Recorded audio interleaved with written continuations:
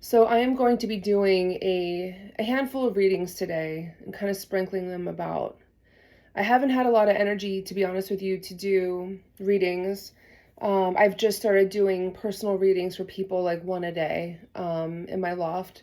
Um, it's about all I can do at this point. There's a lot going on, honestly.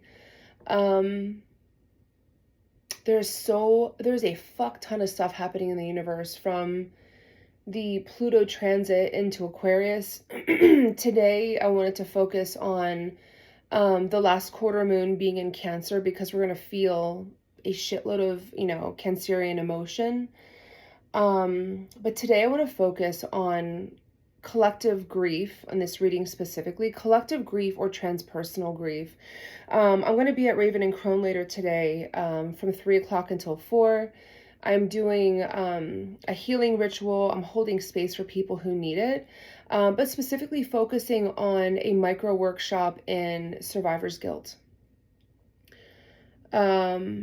Survivor's guilt is a facet of just the grief cycle in general.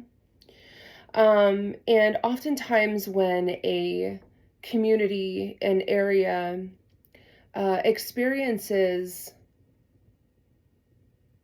a collective trauma, natural disaster, massive illness, a public figure passing away, something that unifies them and pulls them together is what I'm talking about. And because I am in the bubble of Western North Carolina, I'm in Asheville, this is something I'm focusing on in my workshop today, but I want to talk about it and actually do a reading on it as well. Anyone who goes through grief knows that you experience it in your throat chakra and your heart. If you think about it, and a lot of times your stomach, so I would say kind of like throat, heart, stomach. I know for me, whenever I'm experiencing grief, which I've been rolling around in it in the past couple weeks, I'm really grateful to have my house, my partner's healthy and safe. I'm healthy and safe. But transpersonal grief is sharing in the experience of it. So everyone affected by the disasters, I've witnessed firsthand. I've heard stories from first responders firsthand. I've rolled up my sleeves. I can't sit on my hands when stuff like this happens. I've never been that person. So I've been active in the community, and I've also been doing a lot of psychopomp work, which I have been talking a little bit about, but not a terrible amount. That has taken so much out of me. I'm happy to move souls to the other side. Some of it's gone against my own personal belief systems about what happens when we cross over. But not go into that in another reading, another time. But um, I'm getting hit with a lot of having to do and make moves in ways that I would never normally. Anyone who knows me knows that yes, I am a witch and I lean into the woo. But I'm also very smart and I'm articulate and I am trustworthy completely. I'm not going to, pull anyone's dick just for the fun of it, right? I'm not just going to lie and manipulate people to do something. I am being met now with souls who are like, hey, Krista, can you help my loved ones find us? We know that they're looking for us. And there's a man currently out of Jonesboro, Tennessee, who has been coming through and basically drawing maps for me on where his body can be found. I think that his Jeep was found, his dog was found, I think like a couple miles from where his house was, but he hasn't been found yet. And I'm going to make a call tomorrow to whatever authority is out of Jonesboro, Tennessee, to tell them what this map is. And I would never normally do something like that because I know how systems like the police departments and sheriff's departments, I know how they feel about people like me. And I've never had to make this call before, but this man has just been talking nonstop. So I'm going to go outside my comfort zone to do this. It's making me so uncomfortable. But I'm going to do it. If it brings closure, then what's my ego? Who cares what people think of me? But that said, there's just been a lot of grief. And for me, My grief is I can't eat or I will overeat. It's like, it's like it always sits in my stomach. If you think about when we react, it's like if you can't eat, then you want to take care of someone else, or you're cooking for someone else so that you make sure that they eat.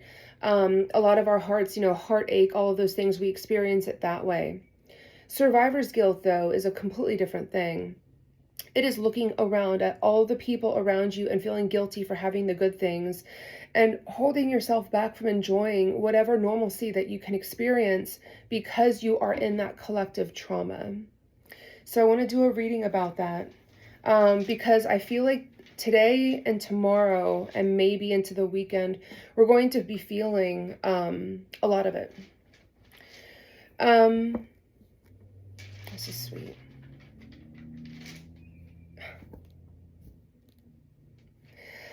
So I'm pulling runes again, and around survivor's guilt specifically, can't say this for myself, but maybe for other people. Ansu's is signs and synchronicities. This is whether we are swimming in them or overwhelmed by them, or we're not experiencing them at all. For those who are missing a loved one, who are mourning someone who they were very close to, who they missed, and they're not yet getting those little glimmers knowing that they're okay on the other side, this reading's for you. But this is the current state that you're in, is not being able to see through that veil when it's at its thinnest, which it is actually right now. Your challenge is, and your opportunity is to flow. So this reading, I think, is specifically for someone who has a loved one or a friend who is missing in the Western North Carolina area, and they are struggling. And I feel like whoever I'm talking to may be an intuitive. I can identify because my cat Jack, he crossed over last week, and I experience everything, but for some reason there's a block in me being able to hear and know where he's at. I know it's an animal, and I know that a lot of people have lost their animals, but this message is for someone who's an intuitive, who is missing someone who they love and know, and they can't use their own abilities to connect with them for whatever reason. Flow. Laguz is a rune of like letting go, of releasing. Maybe it's a matter of like not trying so hard to reach out to them and going back to the basics. I remember when I first started hearing signs and synchronicities or experiencing them, I just had to think of nothing. And I'd be like, you know what? Like, it's something, this is what I did with Sean. You know what, Sean, I'm going to ignore you. I'm just going to pretend like you're not sending me signs. You're not doing this. And of course, this was always my manipulation tactic when he was alive. But you are like, I don't believe that you're out there. You're not really going to show up. It's like, it has to be something big for me to really understand that it's out there, that you're really there talking to me. And at that point, that's when he had come through with like the bigger signs and synchronicities to be like, look what I can do, right? Maybe that's what this person I'm reading for needs to do, is just release and just say, hey, I'm here. I'm going to go about my day. I'm going to transmute this survivor's guilt that I feel, that I wasn't there when you needed me, or that we didn't have that last talk, or whatever it was.